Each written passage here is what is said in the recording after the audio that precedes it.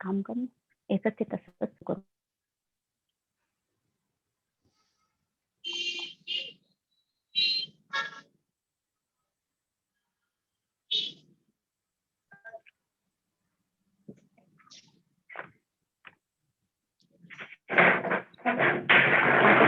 माझं ते आहे ना आपलं हे काय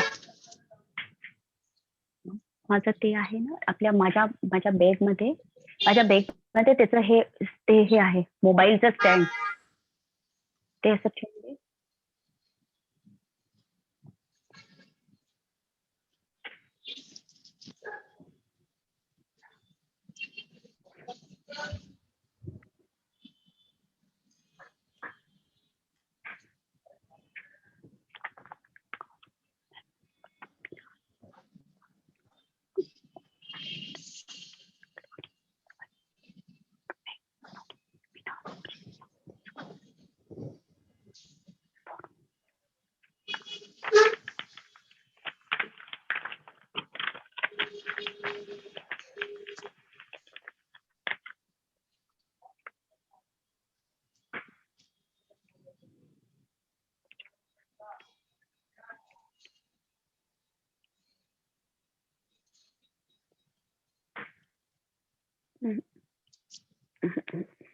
असं नाही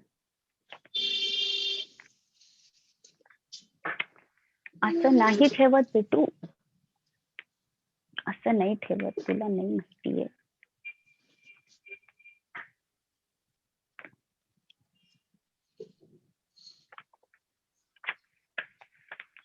चालू कसं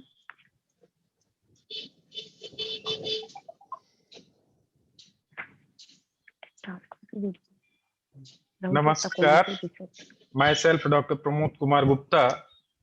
I am founder, Indian Teacher Education Community. We are organizing a program on qualitative research. Our resource person is Dr. Arvind. I am inviting to Dr. Archana Srivastav. Actually, we are collaborating to this program. BCG College, Devas. I am inviting Dr. Archana Srivastav for further information, for further program.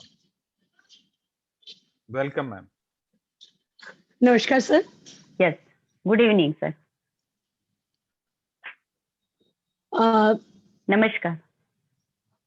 Honorable guest, Dr. Arvind Jha, respected Director, Mr. Prayas Gautam, and Mr. Samadhan Gautam, respected Principal, Dr. Harsha Shirsagar, teachers, and my dear friends. Warm good evening to all of you. I, Archana Srivastav, and my co-host, Dr. Pramod Kumar Gupta, welcome everyone to the webinar based on qualitative research. Friends, our guest of honor, Dr. Arvind Jha, has made a powerful contribution in the field of qualitative research, and he has revised the John W. Best research book for Pearson publication. In this way, I feel proud to introduce you to this incredible researcher. BCG Shikshan Samiti. Hello. We are listening. Please continue. This program organized on BCG Shiksha Mahavidyalaya. BC Gautam Shikshan Samiti was founded to promote the ideal of Shri BC Gautam and with the blessing of Shrimati Vidya Devi Gautam. This college was approved by NCT and was recognized by MP Higher Education and affiliated to Vikram University, Ujjain. B.Ed course was offered in the year 2003. DLED course was started in the year 2005. Then our college also offered for M.Ed course in the year 2007. And now this institute is trying to become a research center as well. Our college is located in beautiful 2-acre campus near Devas in a lush green and pollution-free environment. It has approximately 450 students, over 35 faculties, administrative and supporting members. All the faculties are highly qualified. We have massive infrastructure, well-equipped laboratories, Wi-Fi enabled campus, state-of-the-art seminar hall, open space, and well-stocked library, which has national and international books, and also have many journals, which is creating a new platform in the field of research and education. The aim of the institution is to provide the best education to the future teachers, and our approach to provide a complete personality development. Teaching learning is a core of the institution ethos. Teachers are trained as empowered agents to bring social change by this course. The classroom is looked upon as site of engaging learning, reflective action, and participative pedagogy. BCG College of Education is the best private institute in Devas for placement. We train our students so that they can be best teachers. They are in placed number of CBSE and ICSE school. It committed to nurturing and creating students who are equipped to be morally upright, socially committed, and spiritually inspired world citizens. Our students understand that with the power of knowledge, they can achieve their goal. We feel proud that our students won many gold medals in both the courses B.Ed and M.Ed. The college, while proud of its past achievement in marching ahead on the journey to achieve excellence. Thanks. And I invite the principal, Dr. Harsha Shirsagar, to welcome and introduce Dr. Arvind Jha. Harsha, madam. Hello. Harsha, ma'am. It's a technical problem. I'm contacting her, please. Please continue, sir. Up invite college. Hello, Harsha, ma'am.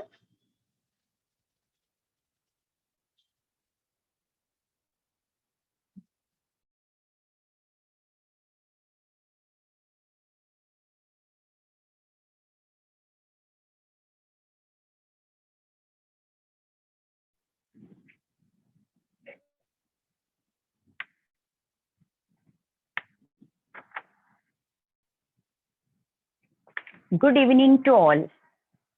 I deem it a great honor and privilege to purpose the welcome on the memorable webinar. Let me first of all start by giving glory to the Almighty God for making today's webinar a resounding success. First and foremost, I welcome our chief guest, Dr. Mr. Arvind Jha, is a world-famed renowned resource person of qualitative research. He is HOD and Dean of Education at Baba Bhimrao Ambedkar Central University, Lucknow. He was Nehru Fulbright Scholar. He has revised John W. Best Research research book for Pearson publication. He has written many books and research papers and books on qualitative research. So, I welcome to Dr. Mr. Pramod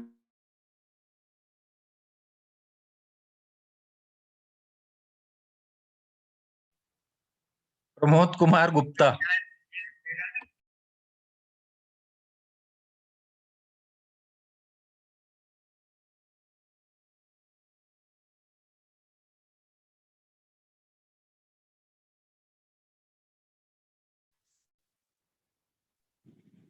to begin his session. Please, Jha sir. I have humble request to you. I invite the chief guest, Dr. Arvind Jha sir, to begin this session. Please, Jha sir.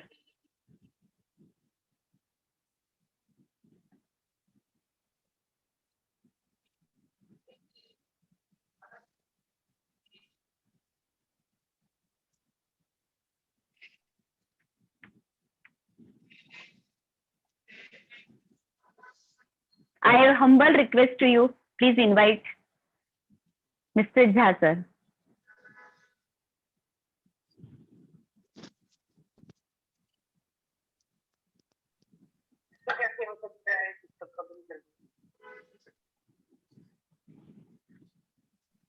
Ma'am, there is another technical problem. Sir is connecting with us. Please wait. Okay. Thank you, sir.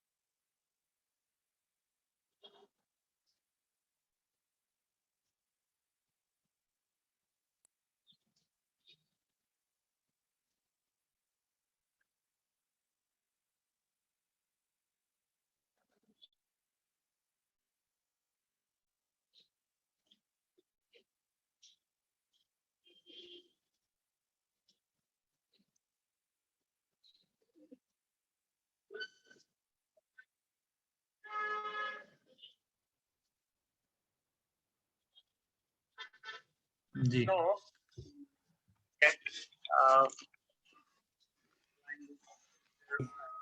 मेरी आवाज आ रही है आप तक? Most welcome, sir. Yes. Thank you. So ये मतलब कि temporary connectivity है. जैसे ही हमारी यूनिवर्सिटी की कनेक्टिविटी रिस्टोर होगी, I will switch over to that. Right, देखते हैं इससे कितनी कनेक्टिविटी चलती है. ठीक, चलिए. तो आप लोगों की फॉर्मेलिटी पूरी हो गई है क्या? Yes, sir. ओके. तो We have invited you and we have welcomed you. तो कौन लोग थे जिन लोगों ने की है, उनको तो धन्यवाद दे दूं कम से कम. प्रिंसिपल मैडम थी और कन्वीनर मैडम थी. अच्छा, प्रिंसिपल मैम थी और कन्वीनर मैम थी. ओके, दोनों लोग थे. ठीक है. तो प्रिंसिपल मैम थी डॉक्टर हर्षा. आपको नमस्कार मेरा, अगर आप मेरी आवाज़ सुन रही हैं. और जो कन्वीनर शायद डॉक्टर अर्चना श्रीवास्तव थी. जी, आप दोनों का धन्यवाद. और विशेष तौर पे प्रमोद जी को धन्यवाद कि उन्होंने ऑर्गेनाइज किया. ये सब आज जो हम लोग जुड़े हुए हैं वो उन्हीं का व्यक्तिगत प्रयास है, मैं यूं कहूं. मैं तो बस जो कुछ अपने जीवन में थोड़ा बहुत सीखा वो आपसे शेयर करूंगा. अच्छा, एक चीज और प्रमोद जी, इसमें क्या बाइलिंगुअल रहना है मुझे या इंग्लिश रखना है ज्यादातर? सर, इंग्लिश टू इंग्लिश जाए तो बेहतर है. बेटर. ठीक, fine. So friends, thank you so much for joining me, and I'm delighted and happy to have you all on this platform. And coming 6 days, I'll be with you, or 5 days, Exactly, I don't remember the schedule, but anyway, as Dr. Pramod Gupta had briefed me that I'm supposed to talk about paradigms of qualitative research first, and then tomorrow, very interesting topic, and the topic will be the narrative inquiry. Then I'll switch over to focus group and ethnography and phenomenological research. And finally, my discussion will end on 11th on discourse analysis, right? There are many more, and I have been told that grounded theory will be conducted by Dr. Pramod Gupta himself. So there are many more, and I have got the feedback also that you people are more interested and rather keenly interested to know and learn how to do this. No, why? I mean, no, but I think how to do a particular task requires what is that task, what is the ethos behind that, and why is it so. So until unless you're acquainted with what and why, as far as my understanding goes, I believe that you cannot understand how. For example, it's correct that a child learns how to cook traditionally in the kitchen, how to cook tasty food, no? Just by observing the mother or by telling the mother or the father, whosoever initially provides the food to the child by cooking. But as far as the professionalism is concerned, friends, all over the world in the hotel industry, hotel management, what happens? What happens? It's not they are sent directly into the kitchen and they are asked, okay, now you go and see how our cooks are cooking and you will learn how to cook and how to become one of the best cook. No, they are given all theoretical underpinnings, critical knowledge first, so that not only you should learn how to do that, but also how to do in a best possible way according to your own understanding, innovation, innovativeness, and creativeness. I repeat, why, what, and how are important so that you can bring changes according to your need as a researcher and the nature of the research, number two. And more importantly, thirdly, what is important is that, I mean, I believe that every individual is innovative in this world. Every individual is creative in this world. You'll be surprised. Today is a research methodology class. And why am I talking about the cooking class?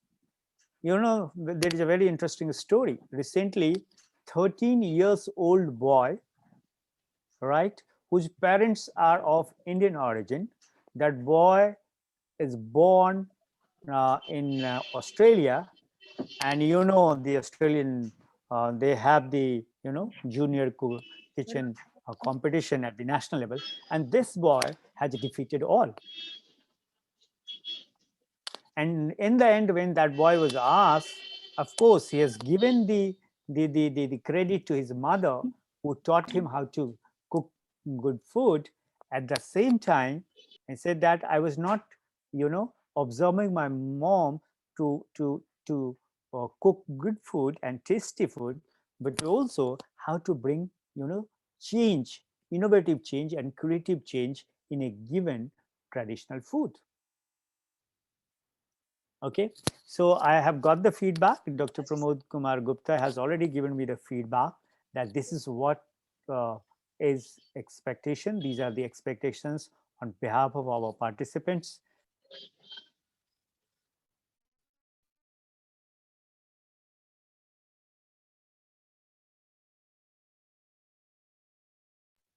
I'll keep in mind that.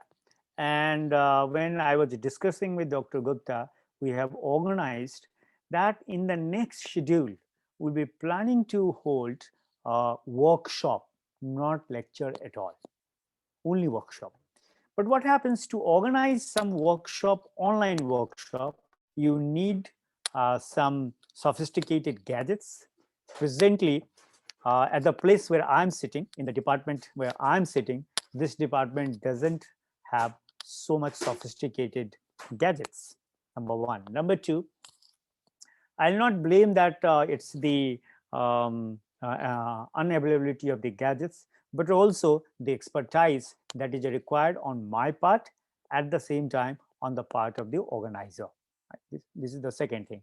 And third thing, I always believe that if you want to make yourself a good researcher, you must understand any concept theoretically in a sound way. Unfortunately, we are not theoretical sound as far as the fundamental questions related to research in general, and particularly either the quantitative or qualitative research. And that's why what we do, we have been doing, we keep doing the way people have been doing the things, which is not required, friends. Particularly in 21st century, in today's time, people are expecting lot of innovation on our part, lot of creativeness on our part, and boldness at the same time. And that's why before you actually enter into the field to conduct research, you should orient yourself to understand the concept theoretically in a sounder way. And that's why time and again in my almost 24 or 25 years of my career, almost 25 years of my career, that you cannot be a good researcher unless you are a good reader. Why? Only the good reader can become a good thinker. And only the good thinker can become a good practitioner. Right? Yes. And so once, and when you decide that now I have understood the concept very well, and I can very well carry myself practically in the practical field, and out of that experience, again you contribute theoretically, right, in the development of larger research discourses, friends. Generally, which is not there in India. But I'm very happy to note that NEP 2020 is very particular about that. And that's why not only the provision is being made that now the research courses will start from the undergraduate classes, number one. Number two, to bring a qualitative dimension in our research, what is going to happen is that National Research Foundation is going to be established. So keeping that in mind, in a short background, so what we are going to do today, first we'll acquaint ourselves the theoretical dimensions, the books, the materials, the insights, the theoretical development in that area. And in the next phase, right, in three phases we have organized this. This is the first phase, the theoretical phase. Second phase, the workshop. But we'll not be covering in that workshop 5 or 6 research methodology. We'll be taking one research methodology and at least 3 classes. Okay? And practically we'll be doing on the basis of the practical experiences that a majority of the researchers have contributed. Like when I'll be talking about ethnographic research. Okay, so when we'll be conducting workshop on ethnographic research, we'll be taking example from the ethnographers, the real ethnographers, how they started, why they started like this. And suppose if I decide to conduct similar kind of, not almost equal, but the similar kind of research, then what we are going to do is we'll be conducting at least 3 days for one research methodology, or 2 days at least for one research methodology, that to 4 hours. So practically we'll be doing the things that is called hands-on experience, of course virtually, but only the practical components, no more definitions, no more who said what. Like this is the thing. So all the reading materials will be given to you in advance. You read it that, but that reading material we are not going to discuss at all. What we're going to do on keeping those theoretical understanding in our mind, will practically do everything. Okay, so maybe in 7 days maximum we'll cover 2 research methodologies as far as the qualitative paradigm of research is concerned. Okay, and definitely triangulation within qualitative paradigm. Sometimes people say, oh, people ask whether it is ethnographic or it is a case study. Oh God, case, you cannot do ethnographic until unless you consider your research spot as a case. Okay, so how to have the triangulation among all the research methodologies, like suppose I'm conducting a research ethnography, like one of my students is conducting a research on Musar community, that why after so much provisions among the scheduled castes, why that caste is lagging behind the most. What is the reason behind that? So I have asked him, you go and stay with them. You construct a small jhopri or house the way they have constructed. You start living like them. And I have decided to go stay with him. Not only to capture in terms of quantitative data, but to capture in terms of their narratives, to capture in terms of the discourses, so that we can contribute the discourses of the qualitative research. So we'll be doing triangulation among the 3: narrative, focus, ethno, and discourses. Okay, so this is what I wanted to share in the beginning, friends. Now, if you allow me, I would like to share my screen, what I have thought to do today. Should I go ahead? Should I present the screen? Anybody? Okay, hope you can see my this presentation. Can you see my slides? One of the organizers can respond to me. Please respond to me. Yes, we are looking your PPT, sir. Okay, fine. So qualitative research paradigm. This is the first topic as given in the brochure. Tomorrow I'll be talking about narrative inquiry or narrative inquiry as a research method, and so on and so forth. And I don't want that you should only listen to me and forget this. I'm very happy now. I'm seeing almost 95 people are on the boat.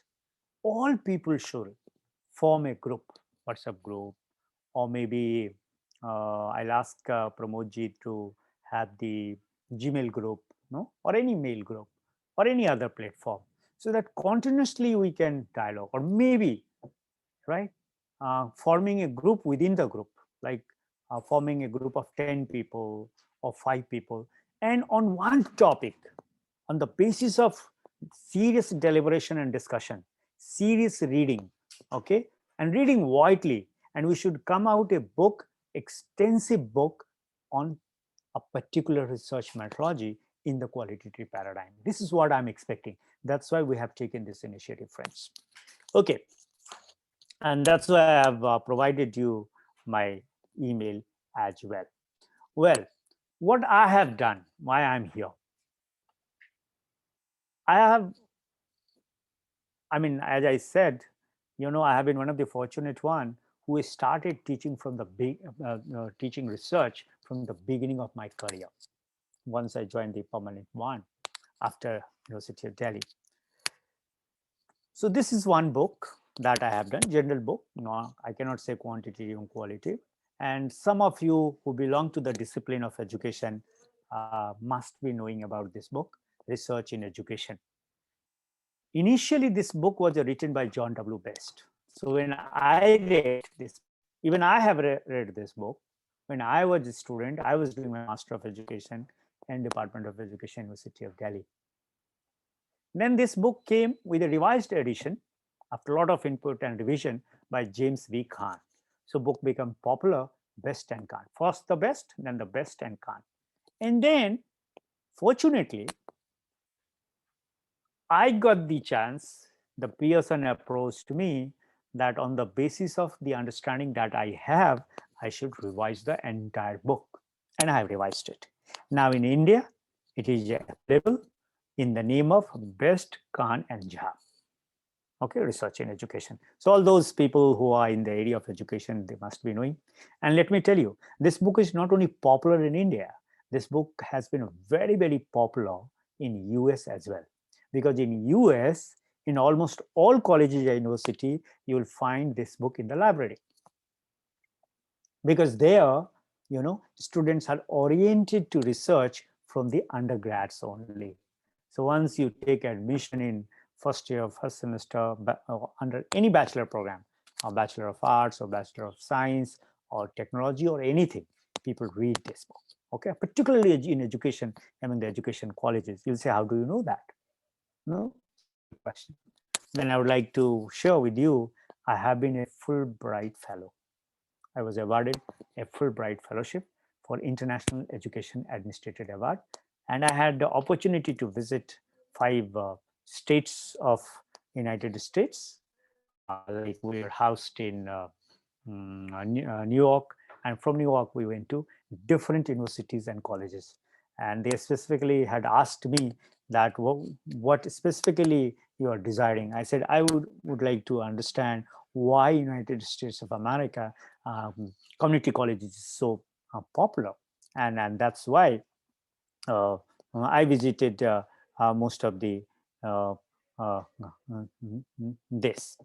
Anyway, so this is a very small book, my small contribution that I have done. Now, as far as the qualitative research is concerned, I belong to the discipline of education. Qualitative research for education, an introduction to theories and modern methods. This is the first book that came in the area of qualitative research for education. And it was jointly written by Bogdan and Bicklin. Again, after the success of that book, this publisher gave me this opportunity that I should revise this book, whatever little understanding I had. So I have organized. So these are the 2 books.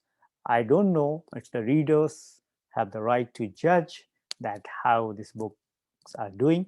But as far as the first book is concerned, friends, I must thank Best and Khan both that I read this book, I cleared my JRF, and I did my PhD from University of Delhi, right? Okay, what today I'm going to do. So firstly, what I'll be doing, I'll be talking about research and research paradigm in terms of perceived perspective. Then I'll be talking about the qualitative research paradigm. And then I'll be talking not only the perceived perspective, friends, but also I'll talk about the change perspective. That what kind of change is required in our thinking, particularly in the field of social science, management, education, art and culture, etc., etc. Even in humanities. Why? Now these methods under qualitative research paradigm or in qualitative research paradigm are becoming so popular in humanities. Forget about social science, art and culture and education. Recently, I had conducted one workshop for 4 days for humanities people. Humanities, you understand, those who conduct their research in literature. So I'll be talking about that. Then I'll also talk about the world perspective. When I'm saying world perspective, the thinkers and the theorists, whom I'll expect that, not today, not in coming 7 days, but in coming time, when we are going to conduct the workshop mode, that you should orient yourself with the ideas of such thinkers and theorists. And last but not the least, I'll be talking about qualitative research paradigm because I belong to the discipline of education, educational context, and academic context. As when I say academic context, it means in the context which is suitable for social science, and the context which is suitable for humanities, in the context which is suitable for art and culture, and in the context which is suitable for education, so educational context.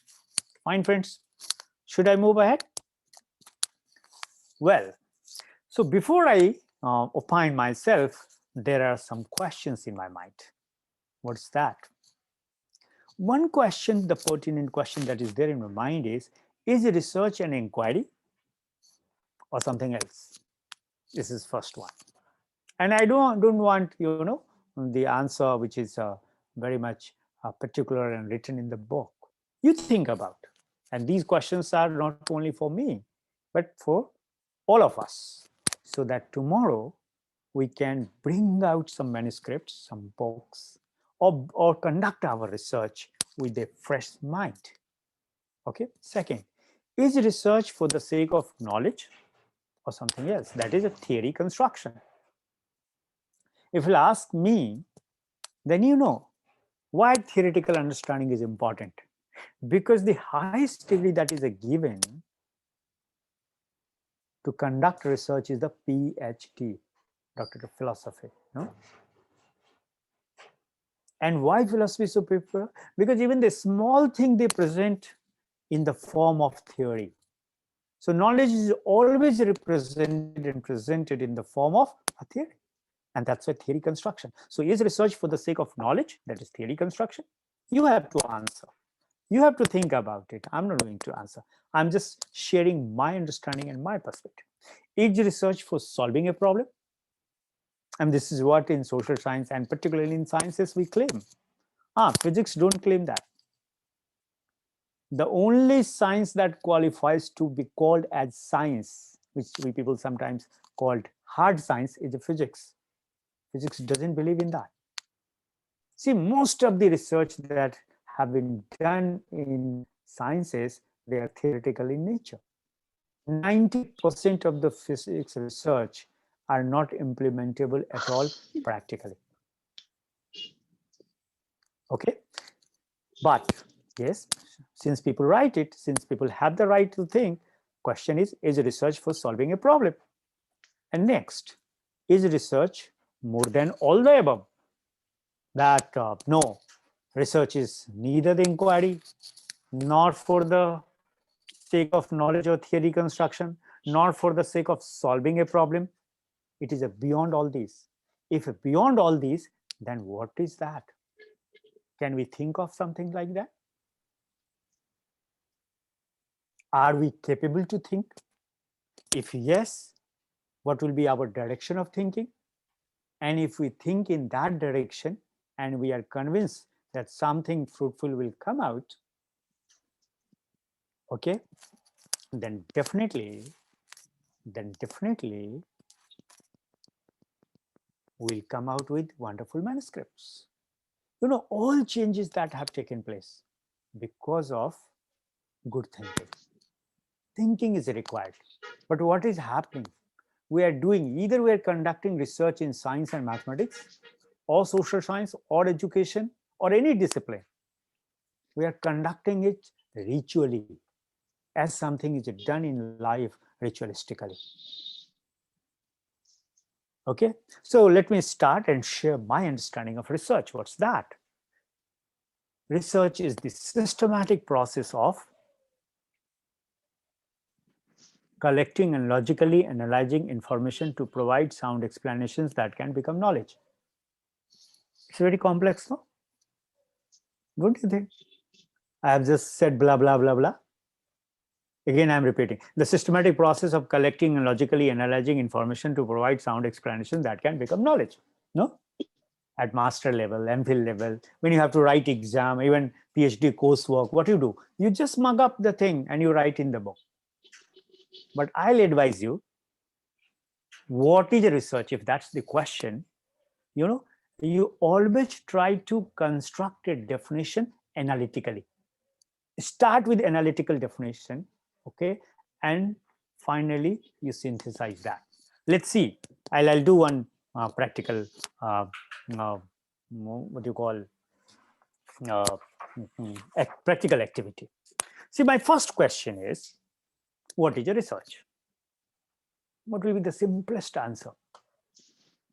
not etymologically. Forget about it. Then you say re plus search. I have seen people have written like this. But what will be the simplest answer? Simplest answer will be research is the systematic process.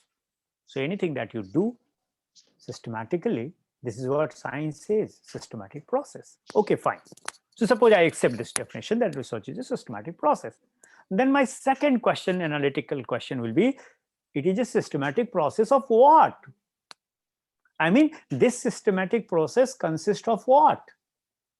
So my answer will be process of collecting the data. Fine. Okay. Fine, you have collected the data. Then what? Do you think the systematic process consists of only the collecting the data? No, no, no, no. Collecting and logically analyzing. Oh, good, good, good, very good. Third question. Why do you want to logically analyze it? I want to logically analyze it so that the data that has given me the information, data should become information. Do you want only information or something else? Yeah, I want something else. So that when I logically analyzing the given data, and when the data is processed, you know that when data is a process, it gives you information. But when you logically analyze the processed data, process information, so that it may provide me sound explanations. Oh, good. Why do you want to sound explanations of the phenomena? So that can become knowledge. So what I have done, I have simply started with one small analytic question, and that is, what is a research? And I said, research is the systematic process. And why do you want to have, I mean, why if it is a systematic process, then this process consists of what? This process consists of collecting the data and logically analyzing the information. So two things, two processes. First, collect the data. After processing the collected data, you convert it into the information. And then what do? You logically analyze the given information. Now, why do you want to logically analyze the information? To provide sound explanations to that information. And once the information is based on sound explanations, what will become? That will become knowledge. So friends, I'll go back earlier slide. I'm of the opinion that research is for the sake of knowledge, but not the knowledge for knowledge's sake, but the knowledge for theory construction, the universal application. So I find myself in the second category. That is research for the sake of knowledge. That is research for the sake of theory construction. My answer will be yes. Okay. So what I have done analytically, this is what qualitative research demands. You move ahead step by step in an analytical way with a very, very small questions, one step by step. But you find if something new is coming, you are always free to revise your question backward. You need to move forward, but you need to revise your questions backward. Okay. Again, people always say, oh, research has to be systematic. As I said also, research has to be testable. It can be tested. Research of nature should be objective. All these discourses are based on the old narratives, old discourses. When people started thinking that the only valid reality that is there in the world, and that could be the objective reality. So objective reality is the only valid reality, and subjective reality has no meaning. I have maintained a position in my life that the science and mathematics, both the paradigms of knowledge, have given us tremendous amount of insights and understanding. And that's why most of the social sciences have tried to copy them, including sociology. Many of you might be knowing that Auguste Comte is known as father of sociology. But very few people know, they might be knowing, I can't say that they don't know, they might be knowing that he himself came from the discipline of mathematics and physics. And that's why I'm one of the critique of Auguste Comte. Why? He thought the way the problems are solved in science and mathematics, if we apply the same procedure and methods, problem of social science can also be solved. The nature of problem of social science is completely different from the nature of the problem of the physical science.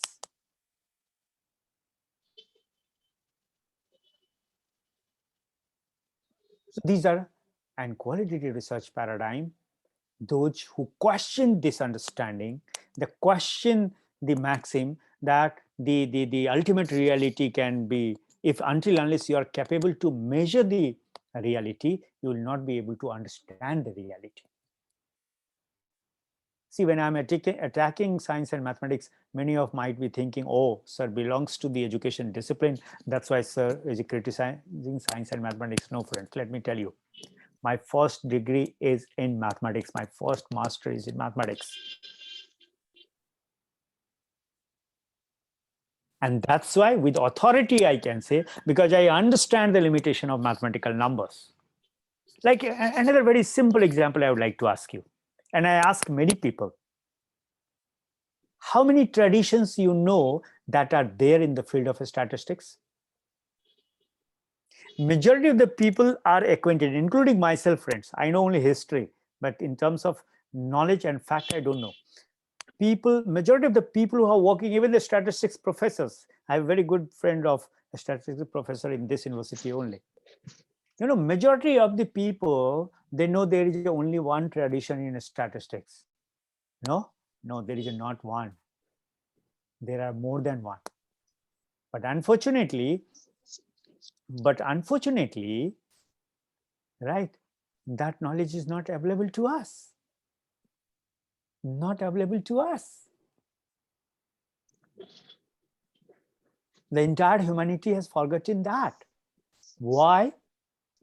I'll tell you an anecdote. If I forget, you ask me this question, because so many things I have to cover, so I'm not going into that debate. Why mathematics is not used in research? Why statistics is used in research, particularly in social science, humanities, and education? Why this is happening? Because we don't deliberate and discuss with a thinking mind.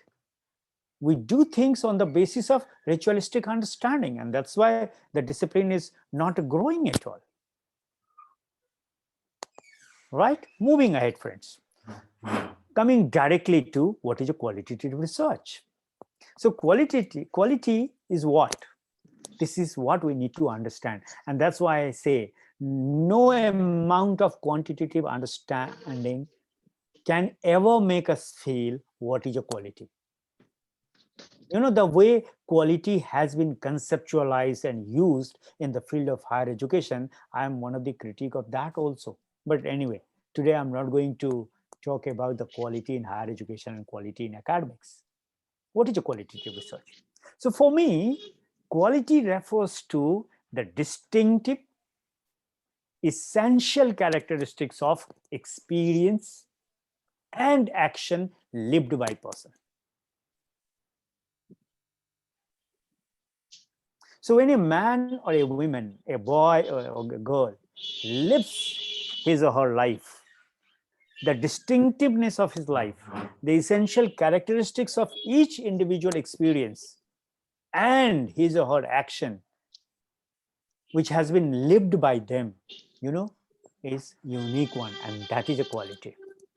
So two professors, both are teaching, but qualitatively both are different, not only in terms of delivery, but in terms of content and intent as well.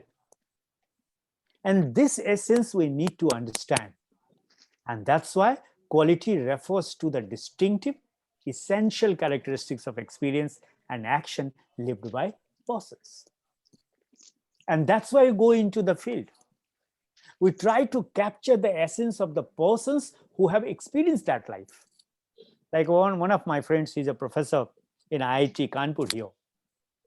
He is a junior to me. Now we are friends. And we both were conducting our research in University of Delhi. I had almost completed and he then started. But the kind of research he has conducted, I'm very happy with his research work. and he was conducting research on the personal experiences of post-earthquake experiences of the Bhuj people. And the narratives that he has narrated in his research, it's an amazing one. So therefore, qualitative research is a reflective, it is an interpretative, it is a descriptive, and usually reflexive effort to what? It is a reflexive effort to describe and understand. You describe to understand. You don't first understand and describe. You describe and understand actual instances of human action and experience. And that's why this research demands a lot of reflection on the part of researcher. And that's why subjectivity comes into the picture. And subjectivity is not a negative connotation, not a negative parameter, not a negative denominator. This is what we need to understand. And as I said, when you are trying to describe and understand the actual instances of human action and experiences, from which perspective? From the perspective of the participants who are living through a particular situation. Like when Harshad Mehta committed a fraud in census market, what kind of experiences people experienced were associated with that? Or when Ketan Parikh committed a fraud? To capture that, we'll say, what will happen? Oh, you know, to understanding of that phenomena will give us an insight if the difficult period like COVID-19 pandemic is coming or going to come in future, how to develop power of resilience, how to fight with that. So in short, friends, without delving deep into this, instead of asking why, it addresses what, when, and how. And that's the beauty of the qualitative research, friend. I hope I am clear. The organizer, I'm requesting somebody's mic is on and continuously, you know, creaking voice is coming. Please mute them. It will be good. Okay. So instead of asking why, it addresses what, when, and how. And this difference you need to understand. If you don't understand this difference, you will not be able to appreciate this. Then many people say, oh, in qualitative research, the biggest problem is the validity. No, validity is not a problem in qualitative research. The concept of the validity, the notion of validity is completely different in qualitative research paradigm. Like it has touch point validity, it has efficacy validity, it has a resonance validity, it has revisionary validity. As there are many variations and many shades of validity in quantitative research as well. So suppose touch point validity. You know what kind of question comes in mind when you try to understand the touch point validity of qualitative research? Do the findings connect with theory and with other studies in a productive way? This is called touch point validity. So if it is a productive in any way, it means validity is there. Efficacy validity. Are the findings useful? So usefulness of the qualitative research gives the efficacy validity. Do they make a difference for theory and or for practice? If yes, it means efficacy validity is there in that research. Resonance validity. Do the data findings resonate with readers' lives, both as familiar and as holding personal implication? This is called resonance validity. Why? See, if I'm reading any qualitative research and I'm unable to correlate my life with that, what is use of that? What is use of that? Whether you read the work of Carol Gilligan from the women perspective of the concept of the morality and ethics, or even Dr. Gilligan, right? Or anyone from Indian point of view, I mean Srinivas, or Professor Dubey in sociology. Even from the mental health point of view, sociologically, Leela Dubey's work. And that's why the resonance validity demands that you need to ask the question before you finalize your thesis writing, do the data and findings resonate with readers' lives, both as familiar and as holding personal implication? And last, revisionary validity. Do the findings aid readers to revise, to revision, prior understanding, either academic or personal research?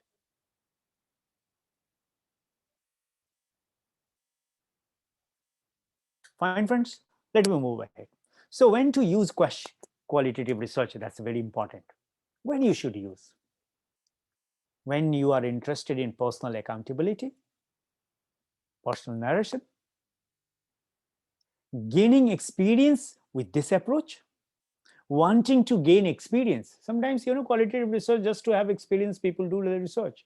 For example, Western researchers, if they want to understand the inner dynamics of a particular community or particular tribe, he or she comes, get married to understand the nuances, goes back and write the things.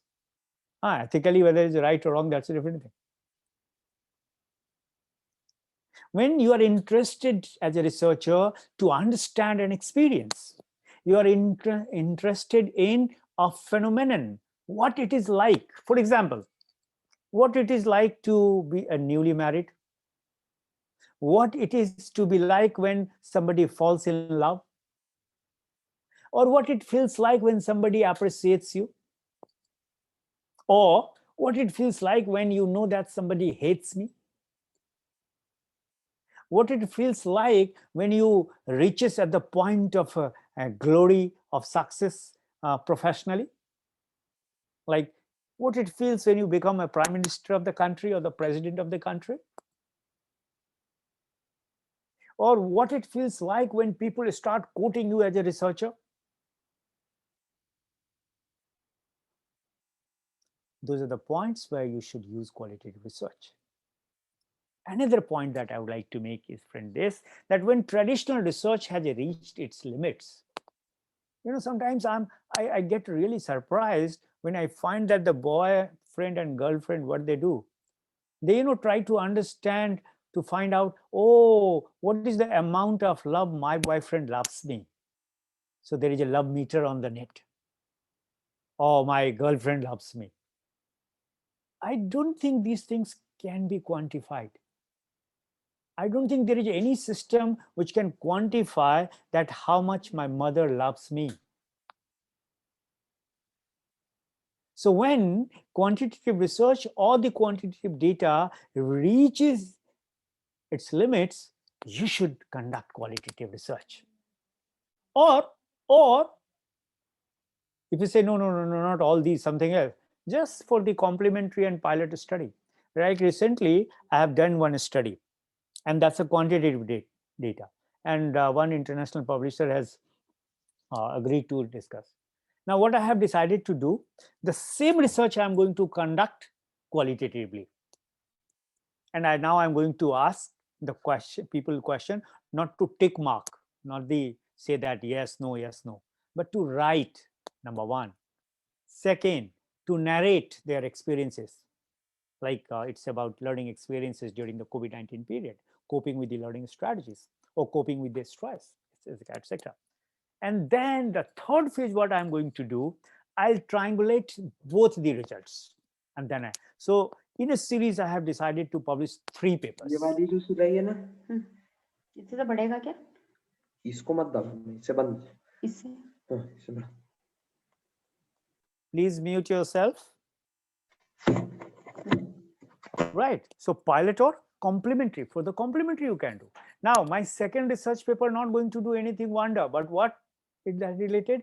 Complementary to the quantitative data that I have done. So both quantitative and qualitatively complementary to each other. And in the final phase, what we have decided, I'll try to triangulate both the data. And then I'll be in a position to say, see, what is the richness of qualitative data or qualitative research? how qualitative research is different from the quantitative research. Yeah, at the same time, I know there are some research problems which cannot be done both ways, but at least we can think of someone. So with the help of my two research scholars, my one research scholar has already done that. Now another research scholar, she's developing that. And we are trying to collect the data. And finally, I'll ask both, all the four will sit together and do that. So just you can, when to use qualitative research? For the pilot study or for the complementary study. Now coming to the point. Oh my God, maybe tomorrow I'll have to continue, but don't worry. Now we'll discuss for 5 days. I'm with you. Almost half of the time over, and I have covered only 5 slides. Now I'll be talking about the key elements in the construction and process of research. What's that? For me, they are not 1, not 2, not 3, but 6. For me, the key elements, and then I'll be talking about the 7th one also, friends. Recently, I have added the 7th one. Initially when I started teaching this research methodology course, I was more interested in method and methodology. Then I added to theoretical perspective. But apart from that, I have added 3 more. So the first key element in the construction and process of research is the methods. And methods are nothing but the techniques or procedures we all know. So I'm not going to deliberate and discuss about that. Second is the methodology. How methodology is different from methods, friends? Have you ever thought about that? When you say methods, it means you're talking in terms of techniques or procedures. But the moment you talk in terms of methodology, that's a strategy, plan, or the design, linking the choice of methods to the desired outcomes. That's the methodology. So there is a difference between method and methodology. Then the third thing which is very important, and that is called theoretical perspectives. When you write or when you try to understand something in a theoretical perspective, what do you mean by that? It means you try to understand in terms of philosophical stance, number 1. So theoretical perspective is basically our philosophical stance, and there is no piece of research work which is not based on theoretical perspectives. It means which lacks philosophical stance. First thing. Second, informing the methodology and providing context for its logic and criteria. I repeat, friends, informing the methodology. So see now, methods draws its strength from methodology, and methodology draws its strength from theoretical perspective. And that's why I'm adding informing the methodology and providing the context for its logic and criteria.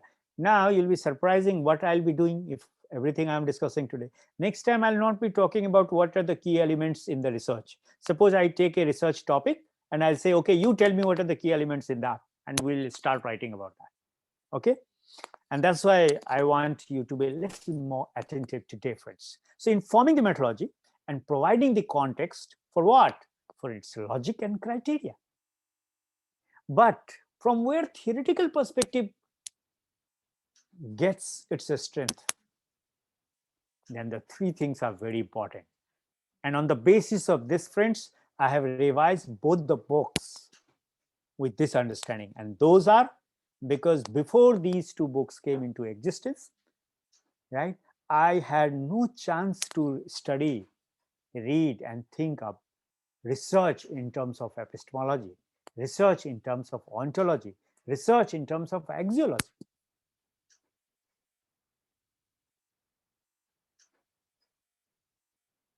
Only people say ethics of research and ethics committee are there.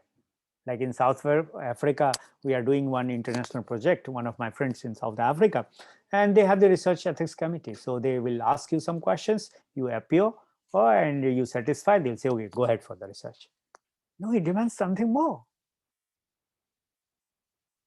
And this insights came when I completed my own research, because I would like to share with you, I have done my research in epistemology, theory of knowledge.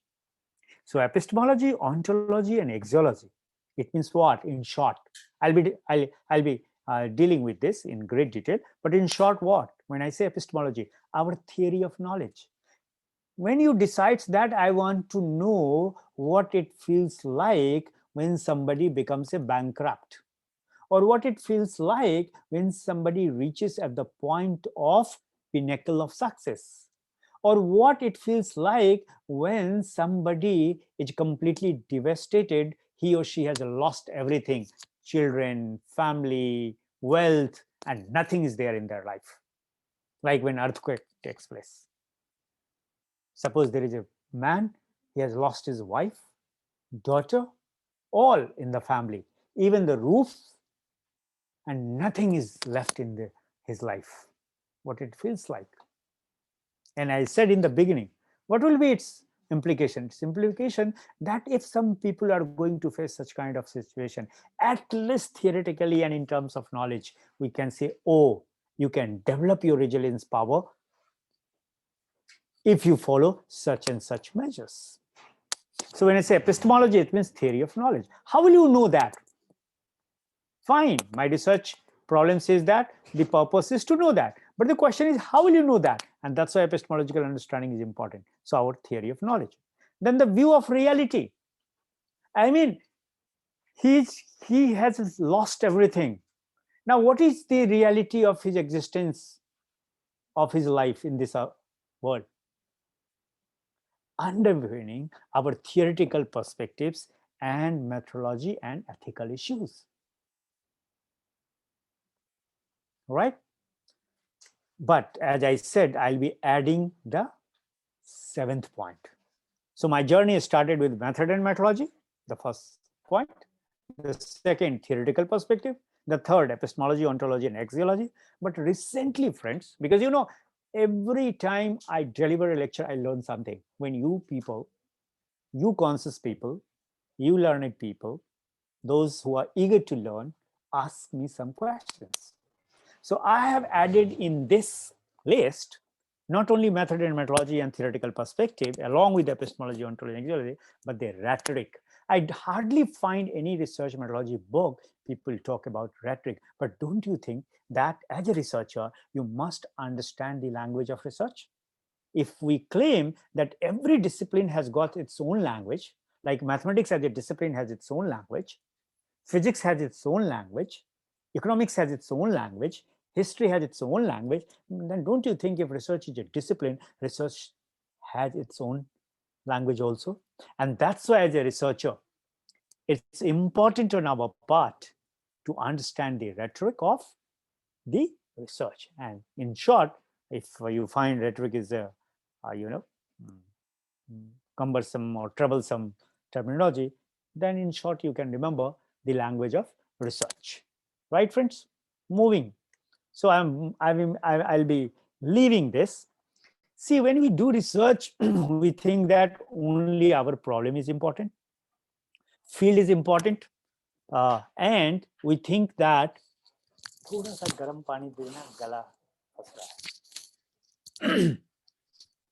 so, but no research is conducted in isolation. Research is always influenced by the micro, macro, and meso factors. What are those? When I'm saying micro factors means you, the researcher, the individual, theoretically or practically, both. When I'm saying macro level, the society as a whole influence. See, I have seen recently in last 2-3 months in psychology, in medicine, in education, in sociology, people are coming out with the research related to COVID-19 pandemic, friends. Elsewhere, one of the celebrated one wrote me, please give us any research related to COVID-19. We'll be happy to publish it. One of the journals from Russia approached me to write that what kind, because they organize on digitalization, that what kind of digital information, digital transformation initiatives have been taken by the by India, right, for better learning and teaching. I have written a paper where once it's published, I'll be happy to share with you. Very simple paper, but in the end, I have raised some questions, right? So it's not only the micro factor that affects the academic context as well as the educational context. It's the micro and macro both. What is happening presently in our society? And qualitative research, not only micro and macro friends, but the meso factors, which you call the community factors, do affect. Like the same research, like one of my students, he belongs to scheduled caste category. And when Supreme Court judgment came, he came to me and said, "Sir, I would like to conduct my research in the light of latest judgment given by Supreme Court for reservation." I said, "Okay, fine, go ahead." Like within, like so, suppose you say scheduled caste as one group or one set.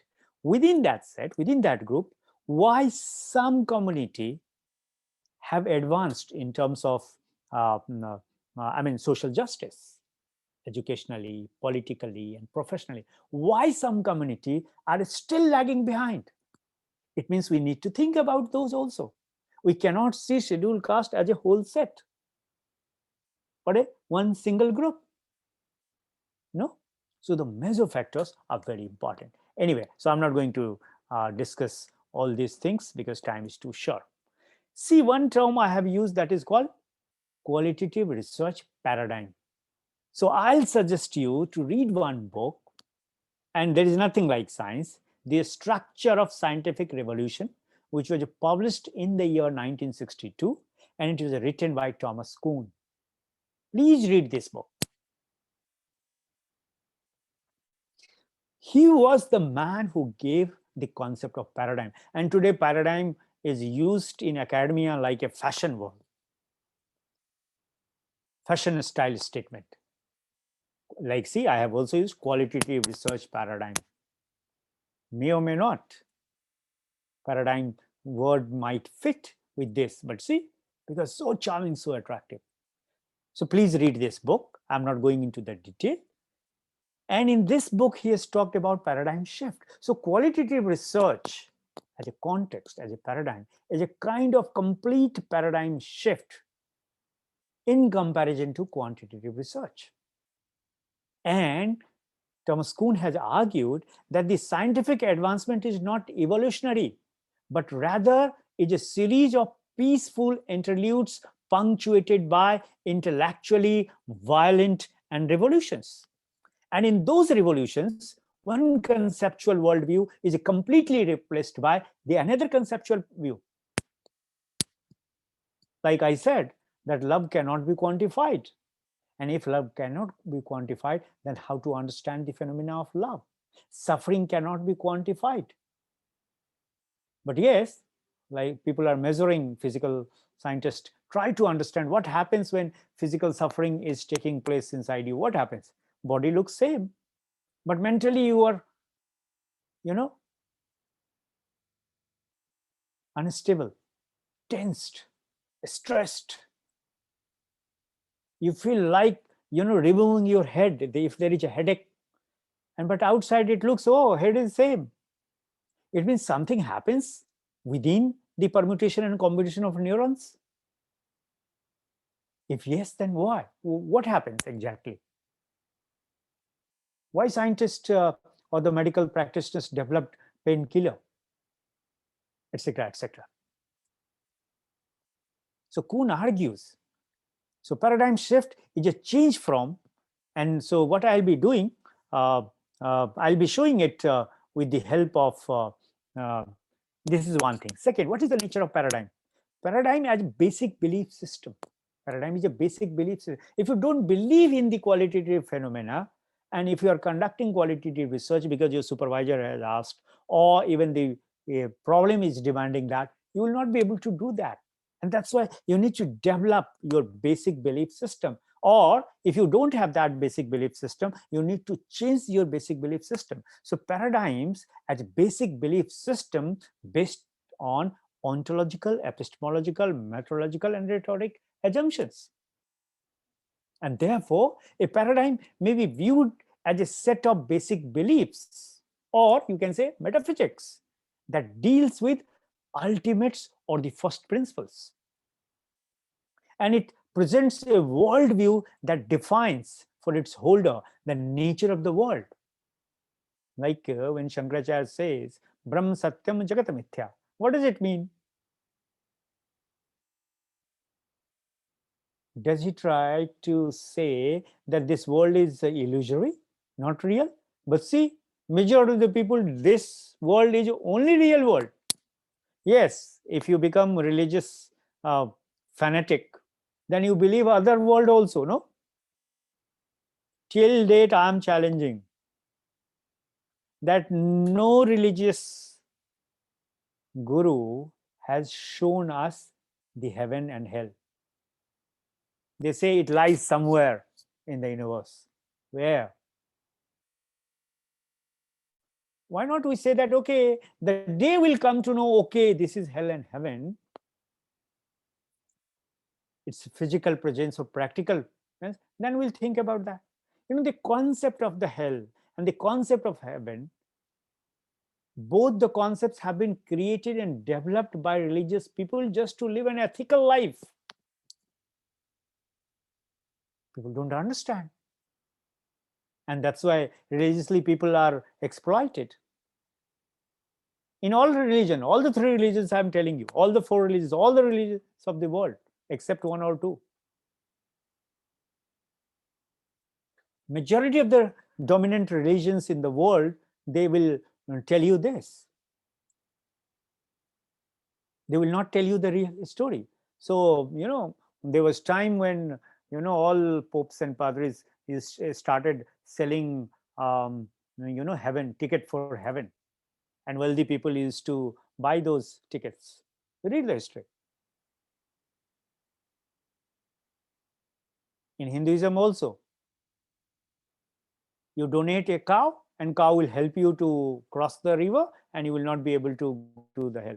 Yeah, what is this? Why don't you say what is the real symbolic meaning of that? So it's a basic beliefs. And see, I'm not talking about faith. Faith is completely different from belief. Faith may or may not be dogmatic. Mostly it's dogmatic. But belief is logical and rational, friends. So like people like me, I talked about epistemic belief system in mathematics. Why not we can talk about the basic belief and epistemic belief system in research? What is that? Recently, one of the professors sent me a questionnaire, 3 questions. And they said, we want your answer. You know, instead of answering, if earlier, because he's a very experienced professor, we respect, he's very senior to me, respect him like anything. But simply I said, fundamentally, your questions are wrong. So any answer that I give you, that's wrong. You know, I have my understanding why objective questions are fundamentally wrong questions. But see, science and mathematics say objective reality is the only reality. So everything is being objectified in this world. I have seen some social scientists are talking in that favor without understanding its limitation. Fine. So basic beliefs. So it represents a worldview that defines for its holder the nature of the world, the individual's place in it, and the range of possible relationship to that world and its parts. Not taking much time, the epistemic and ontological beliefs are basic in the sense that they must be accepted, and there is no way to establish their ultimate truthfulness. Like data is the ultimate data. No data is ultimate data, friends. Why? Because no reality in this world is ultimate reality. Every reality is a mentally constructed reality. And I don't mind to say, even the reality of the concept of a God is a contingent upon human mind. And I have no hesitation to say, we have given birth to the God. God has not given birth to us. But you know, academically, we can talk like this. But in society, you can't. If you're sitting with the religious people, you can't. Because they won't be able to then survive. you must be knowing about a phenomena, why Thomas Kuhn is important, why Galileo is important to understand qualitative research. And both are scientists, physicists. You know what happened when Galileo said that sun is the center of the universe, not the earth. And when he made a statement on the basis of his observation, and that's why observation is a very, very powerful in scientific endeavors. Because when the entire world used to sleep, he was the only one, perhaps, maybe others also, looked into the sky through the telescope to understand, is it really true that Earth is the center of the universe? And what happened? The moment before he made this statement, in almost all the Europe, of the universities of the Europe, the university professors used to teach, Earth is the center of the universe, everything is revolving around the Earth. And when this man challenged, what was the reaction? Many of you might be knowing the story. He was put behind the bar. And who are the two agents or the two, dominant entity of our society reacted? One, the religious organization, the church, and the another one was the king. Church said, oh my God, this man is very dangerous. King said, well, how he is dangerous? I said, today he's saying Earth is not the center of the universe. Tomorrow he will say, to live a moral life, ethical life, or to live a meaningful life, church is not the center of the existence of life. And day after tomorrow he will say, if the king is not the center of the governance. But what happened, and that's why democracy is a very big phenomenon. Very big phenomenon. Why only the sons and daughters of the kings will become the king? But see what is happening, not only in India. Even we say that we are democratic. But I would like to ask you, why don't you do this research? I don't know if tomorrow what I'll be doing, friends, I'll be talking with each and everyone. We'll be devoting 15 minutes to understand each other and others, right? What's your expectation? What do you want? What you are doing? Tomorrow I'll be doing that, not today. That, are we really democratic? Look at the setup of the political organizations and the political functioning. Look at the various institutions that are there in the society. Are our institutions really democratic? Do you think the election process is democratic? One day we can discuss. Or maybe some of the people who are interested to conduct research qualitatively related to this, I'll be very happy to get associated. So it represents a worldview that defines for its holder the nature of the world, the individual's place in it, and the range of possible relationship to that world and its part. Right? Okay, so how paradigm shift takes place, friends? I would like to explain through picture. I have said so many things. Meaning of paradigm. Okay, the first, it's a change from one way to another way of thinking. So maybe in coming 5 to 6 days, we'll be able to bring that change. And that's why initially some of you might not like my statement, might have not liked my statement, that don't be interested how to they do this. Why don't you ask why to do this?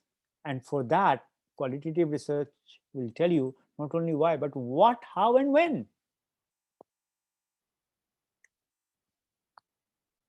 And that shift is a revolution, a transformation, a sort of metamorphosis. Qualitative, if you want to really truly want to make yourself a qualitative researcher, it demands that. So it just does not happen.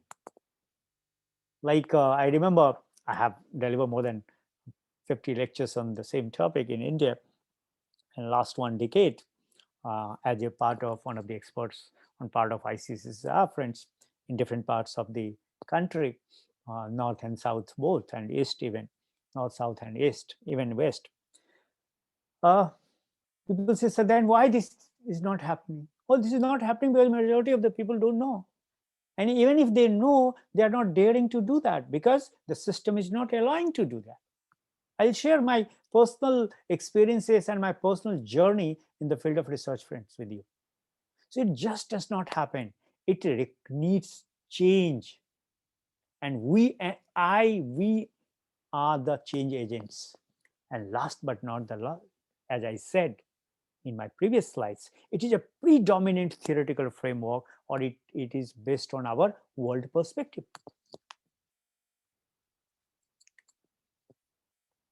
Now, so how it happens? What is a paradigm shift? This picture, in short. But if you really want to understand, it's my humble request, friends, please read. It's a free of cost available. And if you don't have a copy, I can provide you this soft copy. Please read time and again in coming 5 days or 6 days. I don't know how many topics Pramodji has asked me to do. Yeah. Read as much as you can. Only a good reader can become a good researcher. Because reading will give you the grit of the mill of thinking. It will provide you fodder to think. Okay, but in this, how it happens? Change in what? Change in thinking. So are you ready for that? Change in revolution. Revolution ke tarike. Even the measures and the way of revolution has to be changed. Not the violent revolutions, Bolshevik revolution or French revolution or war for independence like America did for 100 years before. No. Change agents. And when all the three will converge, only then paradigm shift will take place. Only then you will be able to understand the nuances of or the essence of qualitative research, and you will be able to do this, friends. Okay? So if you have time, I have no problem. Because I started almost 15 minutes late. I can continue. If you want that I should stop here, I'll stop here. And tomorrow I'll continue the inquiry paradigm in the first half. And then we'll move over to what? We'll move over to narrative inquiry as a research methodology. So I would like to ask the organizer, what should I do? Should I stop or should I continue? Sir, we should continue.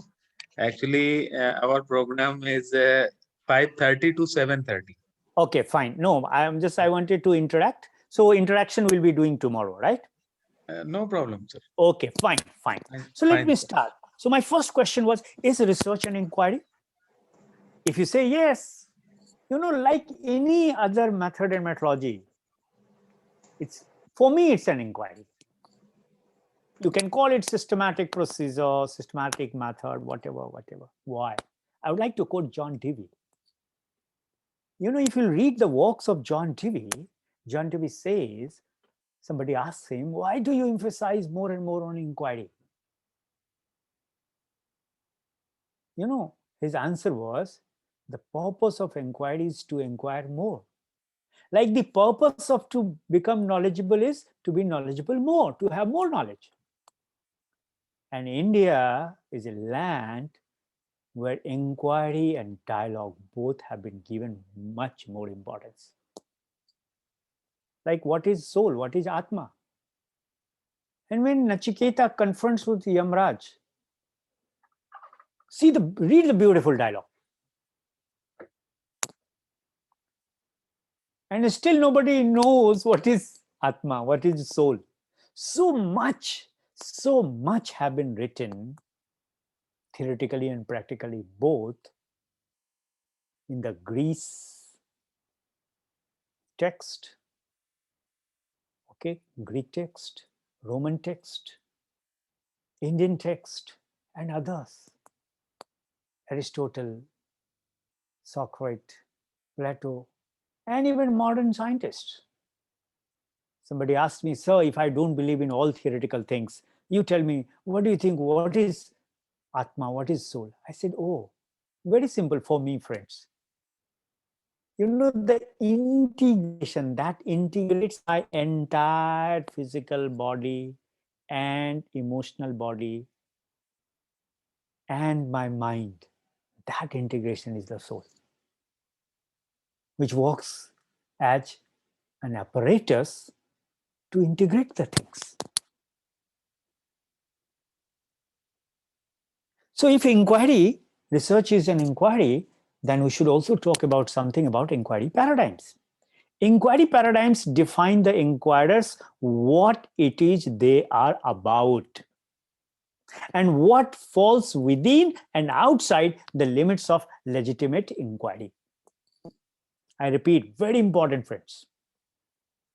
Inquiry paradigms define for inquirers, like for us as a researcher, what it is they are about, number one, and what falls within and outside the limits of legitimate inquiry. It means this definition is called transcendental definition. It transcends the ordinary understanding of the purpose of inquiry. I'm extending the understanding of John Davey. So the basic beliefs that define inquiry paradigms can be summarized by the responses given by proponents of any given paradigm to three fundamental questions, which are interconnected in such a way that the answer given to any one question, taken in any order, constrains how the other may be answered.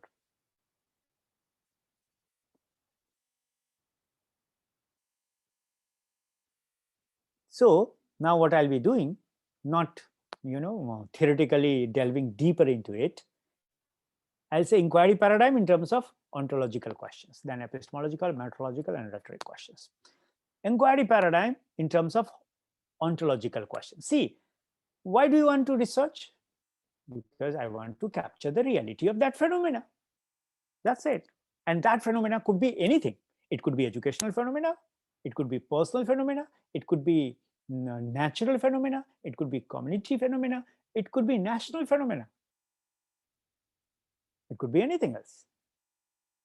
So when you are raising questions or structuring your questions in qualitative research, you should keep in mind the ontological questions. What is the form and nature of the reality that you want to understand through your research? And therefore, what is there that can be known about it? Because everything cannot be known. Like when I start my research, typical research class, I start with the what is the research and come to the, I don't start with what is the research. I start why research, number one. And then I start with what are sources of research.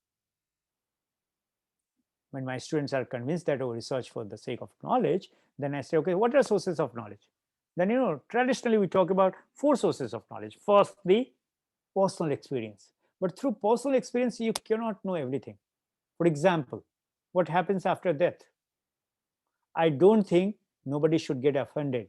No God, no prophet, okay, no Messiah can tell you when he or she died, actually what happens. Has it happened in this world? No. No. No God is surviving today. If Ram and Krishna, according to Hindu mythology, they are the God, where is the Ram? Why he had to leave his physical body? Where is the Krishna? Even Buddhism, why Buddha lost his physical body? Hey, you name anyone. We are academic people, so academically we can discuss. And one thing more, friend, I'm requesting you, don't connotate with your religious background. Okay? Only logical. So what is the form and nature of reality that you want to understand? And therefore, what is there that can be known about it? Number one, I would like to simply ask you people, friends, when you are formulating your research problem, did you think in that term? Or still, when you ask your students, some of you may be faculty, ask your students, okay, you do on this problem. Do you think in that term? Like Newton wanted to understand, capture the reality that why everything is falling on the earth, not going into the sky. This is the essence of the reality of this phenomena he wanted to understand. And when he understood in his own way, which may not correct in today's paradigm, right? See, he gave the reason and he gave the mathematical number for that. And you know, this was first research question. Why everything is falling in this earth? What is the research question? I mean, if earth has got some power, gravitational power, with the help of it, it attracts everything towards its center. Gravitate means attracting towards its center, no? Hindi में कहते हैं गुरुत्व, जो केंद्र की ओर आकर्षित होता है. You know, he didn't stop there. I said, oh my God, then in this universe, there must be some energy, some power. If with the help of that, if we throw any object into the sky, it will not come back on the earth. It means beyond the earth's magnetic power, the earth's gravitational power. And it was his second question, research question. And what was that? Escape velocity. And he calculated 11.2 kilometer per second square. And see, today people are using those technology when we launch our satellites or anything else in the space. They don't come back until unless we program in such a way. See, our satellites are evolving there. And see, kind of, kura and kachra that's there on the earth, the days are not far when the same kura and kachra will be there in the space. And there will be a fight. Like today we are fighting, oh, India's ocean boundary is up to this level. Tomorrow we'll fight our space in the space, see? So when I'm talking about in terms of inquiry paradigm, in terms of ontological question, what is the form and nature of reality? And therefore, what is there that can be known about? For example, if a real world is assumed, as I said, the concept of hell and heaven is an assumed concept. Even in mathematics, it is assumed concept, no? You'll say. So people ask me sometimes, do you think the mathematical knowledge is false? I say, no, I'm not saying mathematical knowledge is false, but mathematical knowledge is not the ultimate knowledge. As Aristotle said, they are not to enter in my school if you don't know mathematics. This is what he had written in front of his school. And according to him, geometrical reality is the ultimate reality. Geometrical knowledge is the ultimate reality. But for me, I differ from Aristotle. No. Even the mathematical knowledge is assumed knowledge. I'm not saying the false knowledge. No, in its own paradigm, that's correct, but not the ultimate knowledge. Best example, I'll share my personal anecdote. When I started, I had three options: to do my honors in mathematics, to do my honors in English literature, or to do my honors I wanted to do in history. But unfortunately, in that university, combination as such that no mathematics, if you have taken mathematics and English together, you cannot study history together, right? My dad wanted that you should have these three combinations because I was very particular that I wanted to pursue mathematics. So I had to take psychology. I have studied psychology in graduation, normal psychology and abnormal psychology, two psychologists. Anyway, so I had three options. I decided, okay, let me be, I don't know, whatever I'll be in my world, but I should pursue mathematics. So I decided to do mathematics honors. And in mathematics honors, there were 5 papers, only 5 papers. And you know, with honors course, it happens. Once you are dishonor, you are dishonor. You cannot do master after that. So 55% you have to achieve. Even 54% means dishonor. I mean, in our system, those days, I'm talking about more than 30 years back. Anyway, so what happened? So there was a paper that is called spherical trigonometry. So everybody had to take one specialization. I chose spherical trigonometry. Oh my God, I thought its name is spherical trigonometry. So it will be just like trigonometry or application of trigonometry in astronomy. Astronomical trigonometry or spherical trigonometry it is called, not astronomical entirely, spherical trigonometry. And to my utter surprise, all the formula that I had studied in trigonometry, plain trigonometry, they become useless. And I asked my teacher, why is it so, sir? Unfortunately, he was a gold medalist, but still he had no answer. Very simple one. I said, see, you ask so many questions. It happens like that. So it happens if your teacher don't know, your teachers don't know, and teacher says that it is like that. So you accept it, no? And today I realize, friend, particularly those who teach at the master level mathematics, majority of the people who teach mathematical concept at the master level, 90% people, 90 to 95% people, they themselves don't understand. So they teach on the basis of rote memory, friends. Majority, I am telling you, because I have done my master mathematics, and still my first passion is to understand the mathematical beauty, the epistemology and ontology of mathematics. I read, and that's why my ideal is a Bertrand Russell, 2 books, Principles of Mathematics and Philosophy of Mathematics, written by him. I mean, he's the only one who has written maximum number of books in this world, 117 books. You'll be surprised. Only mathematicians who has been given Nobel Prize. You'll say, so you are saying contradictory things, because Nobel Prize is not given in mathematics. You are right, friends. He was given Nobel Prize for something else. You'll be surprised. But he was primarily a mathematician. With J.H. Hardy, the only one who discovered Ramanujan from India. But anyway, forget about that. So for example, if a real world is assumed, then what can be known about it is how things really are and how things really work. That's it. And that's why from this concept, you cannot explain hell and heaven.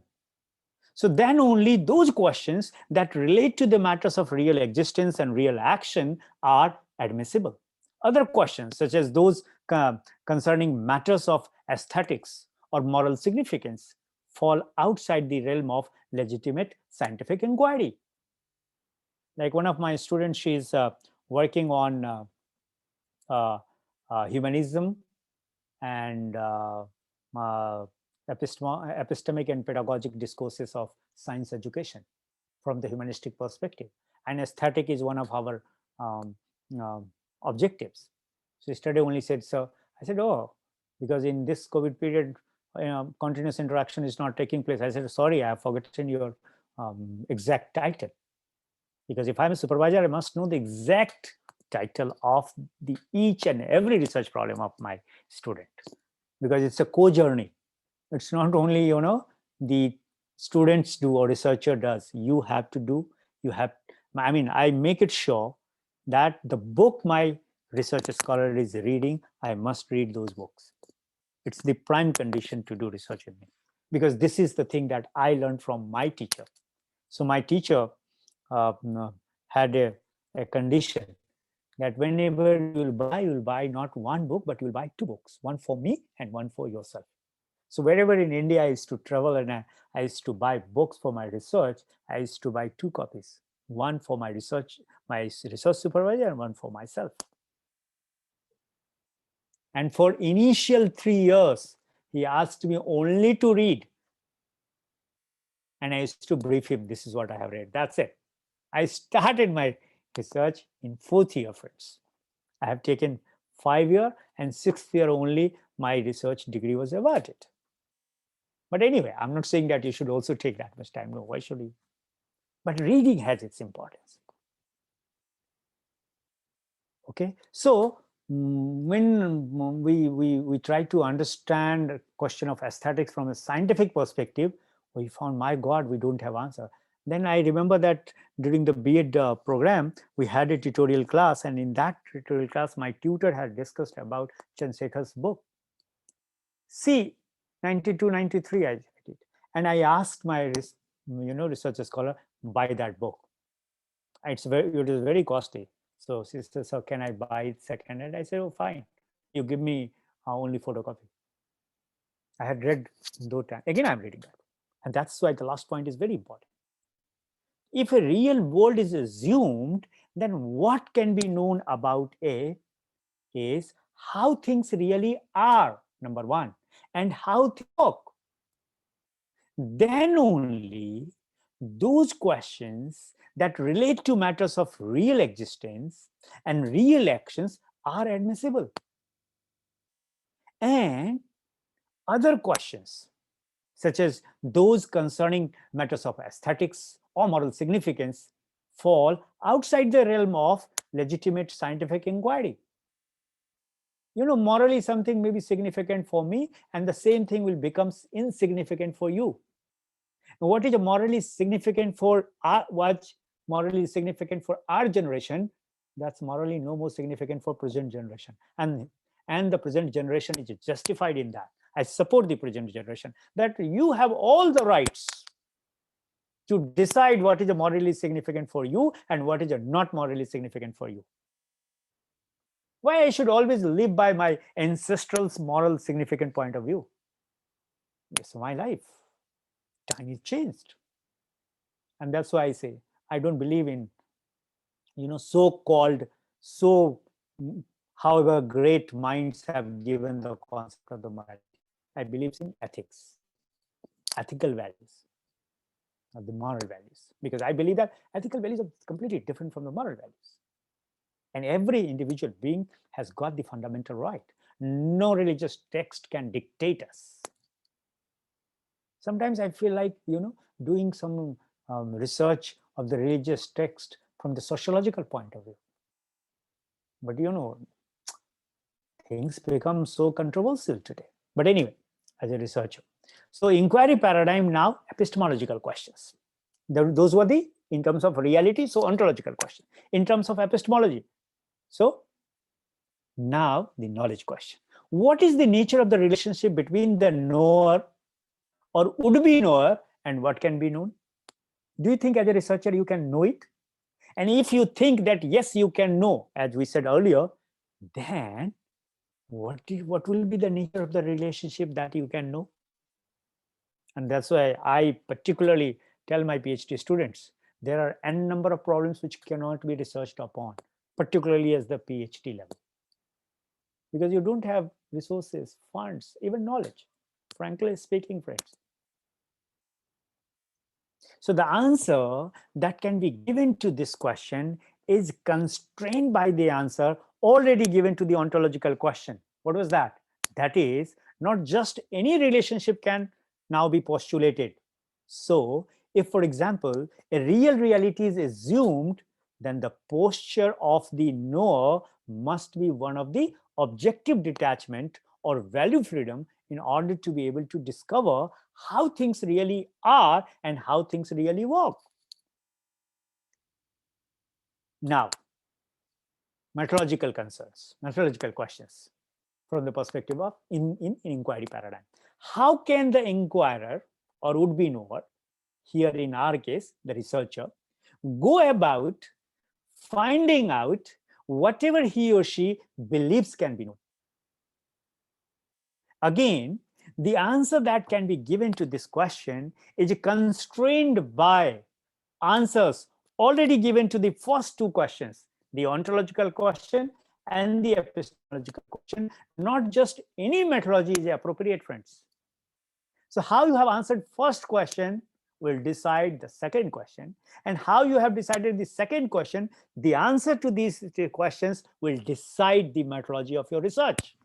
But see, I don't find, even I don't do, frankly speaking, friends, I'm not saying, I can't claim that I'm doing this.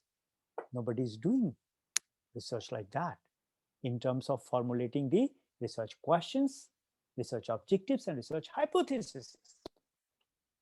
For example, a real reality pursued by an objective inquirer mandates control of possible confounding factors, whether the methods are qualitative, say, for example, observational, or quantitative, say analysis of covariance. One thing more, when I made a statement that how can the inquirer, would-be knower or the researcher go about finding out whatever he or she believes can be known, that decides everything. See what is happening, the biggest fraud in quantitative research, the biggest fraud, and that is the questionnaire.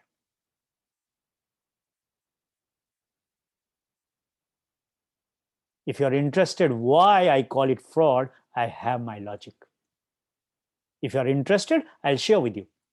If I forget, you remember this question and ask me this question. Because in coming 10 verse, I want to, talk about something else. I'll tell you. Not only from the ontological and epistemological point of view, even axiologically, that's fundamentally wrong, friends. And that's why I call it fraud. I have examples also. Not only I'll tell you, logical answer I'll not give you. I'll give you the practical answers to you. Okay, fine. So that was the methodological question. So conversely, selection of a manipulative methodology, like the experimental design, say, implies the ability to be objective and a real world to be objective about. Do you think in education, I can argue with anyone in the world why experimental research in the field of education and social science is not truly an experimental? Because they defy the fundamental basis of objectivity, friends. You cannot manipulate, you cannot control human minds. And you're saying, oh, our research is the experimental in nature. I don't understand sometimes how come the people who claim that they are the top class researcher in quantitative research in education, they believe in such kind of things. I don't understand at all. I have my personal experience with that. Like in MPhil, when I was writing dissertation on the case analysis method, case profiles of the adolescents, male adolescents, because psychological topic was there. So, my teacher, because she was product of GNU, so she wanted, okay, Arvind, which tools you are going to use? I said, which tools?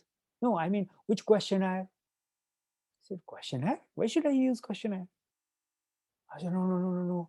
People will not recognize your research if you are not using research tools. I said, ma'am, sorry, I'm not going to use any research tool. And one of the professors from NCRT, I'll not name, he came for the Viva Voce, because in Delhi University system is completely different. 100 numbers, if a Viva Voce is not given by one, so 4 people will simultaneously ask you a question. It is distributed 30, 30, 40, like this. So one internal supervisor, one external faculty from the university, and one outside the university will come for that. And he was, turning page after page. He was not getting anything. He got frustrated. He said, this is a good research, but this research, it doesn't have any tools, techniques, and this. Then my supervisor said, Arvind, now it's your turn. What do you have to say? So I had my argument. I mean, why I should follow what is being followed by generations without thinking about that? I don't understand. Why not that? That's why in the beginning I said innovativeness and creativeness is very important. You need to think slightly different, friends. Like no more I say that the inductive method is opposite to deductive method. But the entire Western science discourse is a full width that inductive method is opposite to deductive method.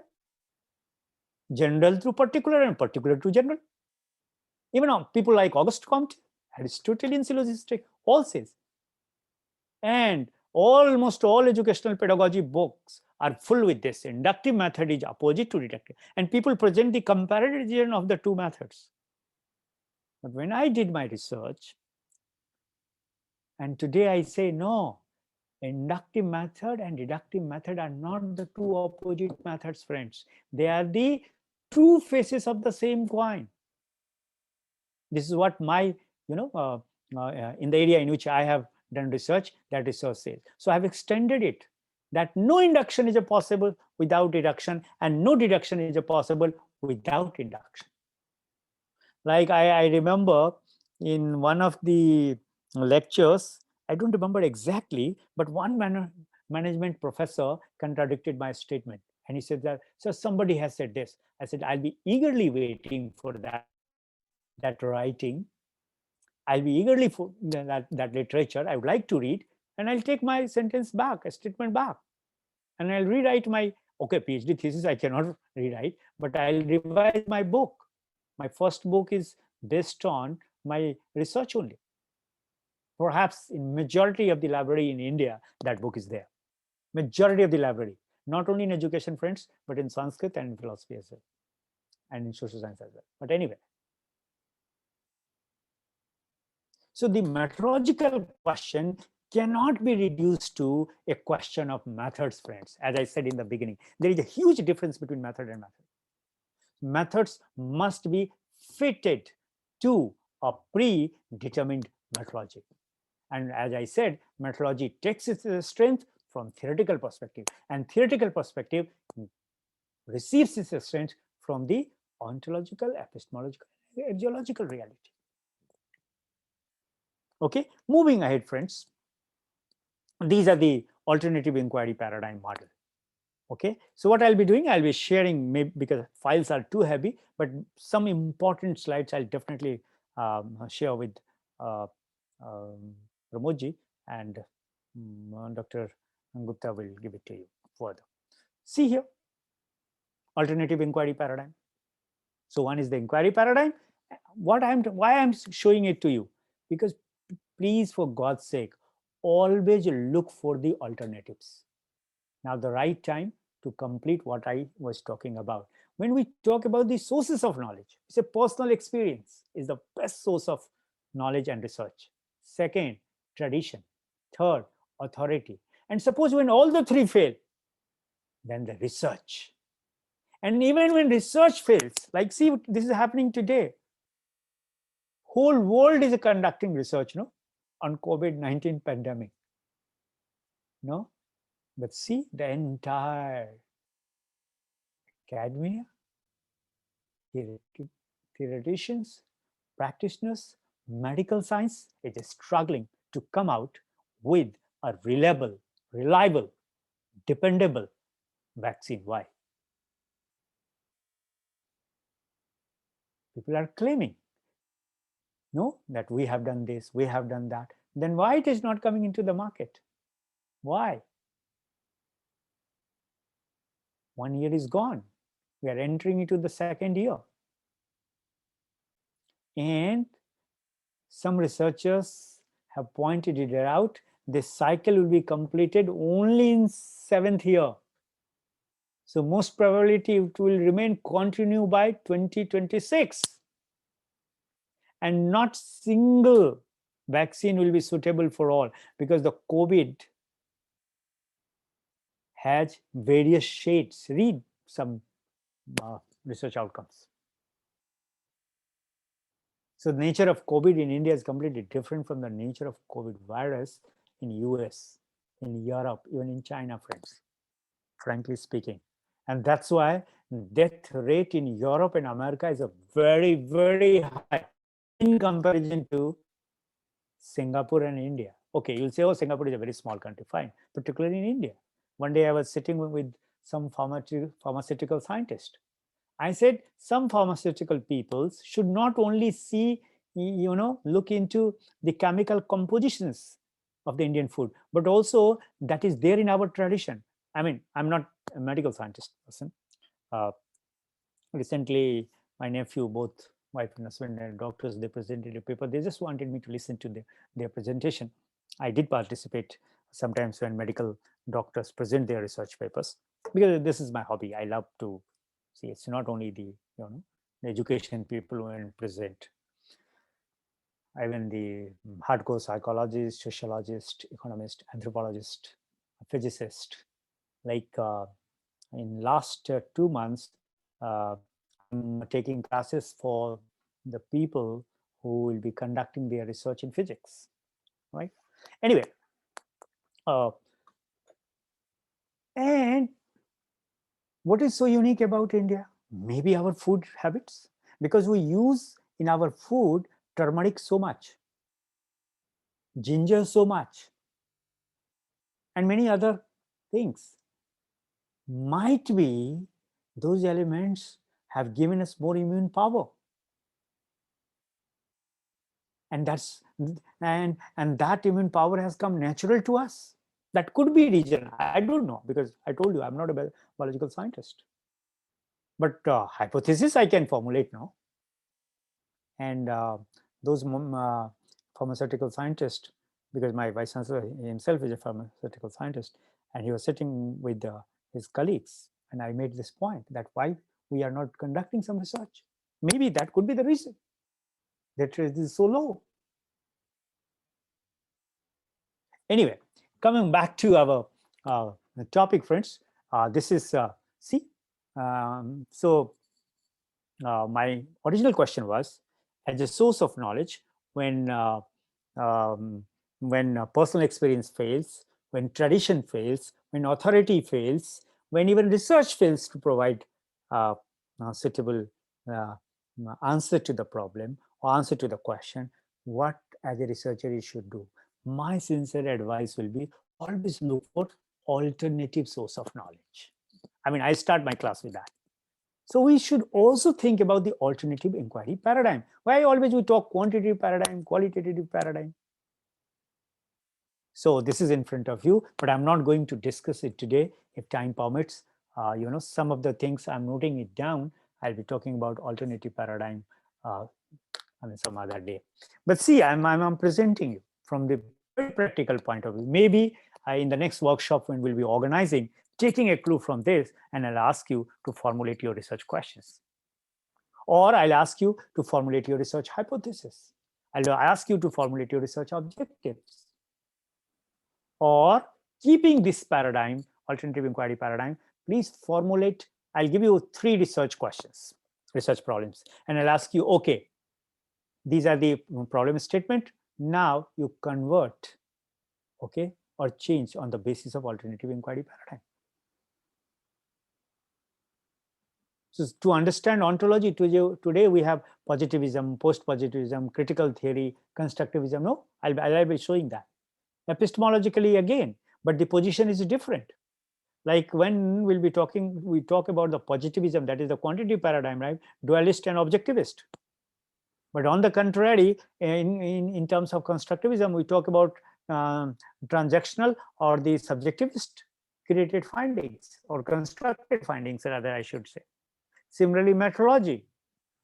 If you are doing positivism, experimental, but you'll have to ask question.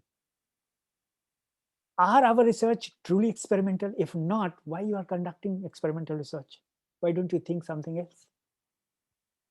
Can you manipulate everything? Can you control everything? If not, why you are doing this?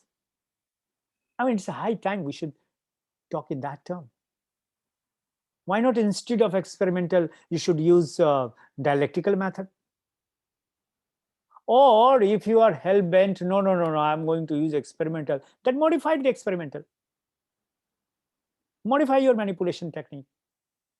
Instead of verification, you talk about the critical multipluralism or the falsification of hypothesis. You falsify the hypothesis.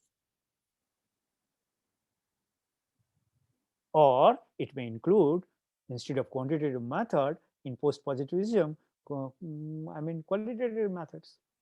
So that's why I say, instead of experimental, I can think about dialogue and dialectical. Instead of experimental, I can think about hermeneutical as far as the methodology is concerned. Okay. One thing more, as I said, all religions are mental constructions. No. And the best proof is, like one of my friends, is a Sai devotee. He said, please, Arvind, don't talk like this. Then one day I convinced him. Similarly, I tell you, all paradigms that we have today, they are the human constructs, not the ultimate constructs. So paradigms as set of basic beliefs are not open to proof in any conventional sense. There is no way to elevate one over another on the basis of ultimate foundational criteria. Any given paradigm represents simply the most informed and sophisticated view that its proponents have been able to devise. Therefore, what I want to make a point is this: in all cases, they are human constructions. That is, they are all inventions of the human mind and hence subject to human error. Okay? This is what I wanted to tell you. Secondly, no construction is or can be incontrovertibly right. Like no religion can ultimately be right. Why? Because every religion is a human construction, a result of human construction. It advocates of any particular construction must rely on persuasiveness and utility rather than proof in arguing their positions. And this we need to understand. So for God's sake, don't say this is the ultimate piece of research work. No. Or this is the ultimate method. And there is nothing like that. There's nothing like that. You follow religion X or religion Y. Ultimately, you'll have to die. And see, despite the fact that all religions advocate, please live a moral life, a benevolent life. No? But see, people belonging to a religious sect X hate religious sect Y. The paradigms are nothing but the human construction. And then what is the nature? As I said, it will depend on epistemology, ontology. So today, in 5 minutes, I'll be just showing you the things that tomorrow, okay, because I think we have crossed the time. I have no problem. I mean, it's my passion. I can talk all night. Okay, that's a different thing. But I understand that there is a limit to understand. There is a limit to absorb. There is a limit to, have patience or be patient. So what I'm going to do, I'm going to show you some of the slides that tomorrow I'm going to do. So I'll be talking about the constituents of the paradigm of research. Fine, friends. Then I'll be talking about what I have added and why I have added and why you should also add when you become researcher in your own way. Okay. Then I'll be talking about why ontology and epistemology of research, because time and again, I mean, my presentation today is mostly the kind of questions that people ask me, that why, sir, you have when you revise this book, you have written about why ontology and epistemology of research. Okay, I'll be talking about that. And then I'll be talking about the methodological frameworks. I'll also talk, I'll explain you. Don't worry. If you haven't studied philosophy, don't worry. In a very nutshell, I'll make you understand what is ontology, what is epistemology, not in terms of as philosophy people understand, but in terms of as a researcher should understand. Okay, then I'll be talking about the 5 basic paradigms, and I'll be also talking about, I mean, this is the general paradigms of research, but yes, positivism doesn't fall in our category, so we'll restrict our presentation in terms of 4 basic paradigms. That is, I'll start with post-positivism, pragmatism, constructivism, and criticalism. And then, of course, I'll give you some glimpse of positivist paradigm of research also, but I'll request you to read the work of Aristotle, Descartes, Galileo, Auguste Comte, Vienna Circle, Francis Bacon, Karl Popper, okay, and and so forth, to understand all these things. Okay, because people don't read, and that's why in quantitative research, we are just blindly following the questionnaire, the battery, etc., etc. When I'll be talking about post-positivism, at that time, friends, what I'll be talking about theoretically I'll show you a comparative picture of ontological assumptions and the epistemological assumptions. Who are the main thinkers that you should read? You should read some works written by Edmund Husserl, Arthur Schulz, William Dilthey, George Gardner, Howard Bloomer, etc., etc. I'll also suggest you, when we'll be talking about the critical paradigm, and when we'll be talking about the critical paradigm, again, I'll show you the two assumptions, because our entire research is based on assumptions. And that time, I'll request you to read Howard Marcuse, Eric Fromm, Theodore Adorno, Karl Popper, Habermas, Paul Freire, Michael Foucault, Alistair Pennycock, Norman Fairclough, and so on and so forth, right? Please read yourself, okay? And maybe sometimes we can start a dialogue free of cost, right? I don't know, that organizer knows, and we can just discuss and deliberate all these things. Like, see, if I am interested in critical theory, I must read the Frankfurt School. If I am interested in critical pedagogy, then yes, Paul Ferrero. And even Henry Zero, I haven't included his name. Nowadays, I'm very much impressed by his work. If I'm interested in structuralism, Michael Foucault, critical applied linguistics.